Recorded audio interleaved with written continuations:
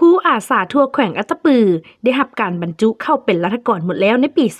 2025ท่านสุขสวัยเคียมพจิตรรองแผนกศึกษาธิการและกีฬาแขวงอัตตปือได้ให้สัมภาษณ์ในวันที่ 18 ธันวาคม 2025 ว่า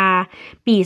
2025แผนกศึกษาธิการและกีฬาแขวงได้รับโควต้ารัฐกรทั้งหมด20โควต้าในนี้6โควต้าได้รับจากกระทรวงป้องกันประเทศถือว่าครบตามจำนวนครูอาสาในทั่วแขวงสำหรับขั้นตอนวิธีการรับและบรรจุครูอาสาเข้าเป็นรัฐกรใหม่เทื่อนี้แม่นปฏิบัติตามคำแนะนำของกระทรวงศึกษาธิการและกีฬาอย่างเคร่งครัดโดยบ่ผ่านการสอบสิ่งเพราะบรรดาครูอาสาจำนวนดังกล่าวแม่นผ่านการสอบสิ่งมาก่อนหลายครั้งแล้ว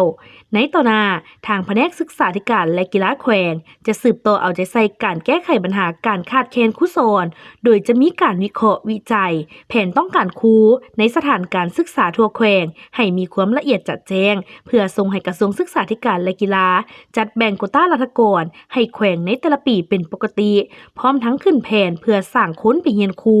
แต่ปี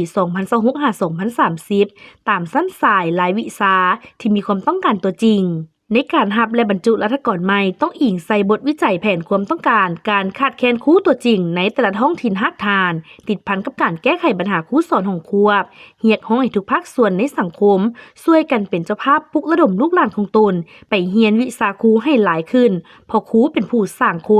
นสร้างชาติในอนาคต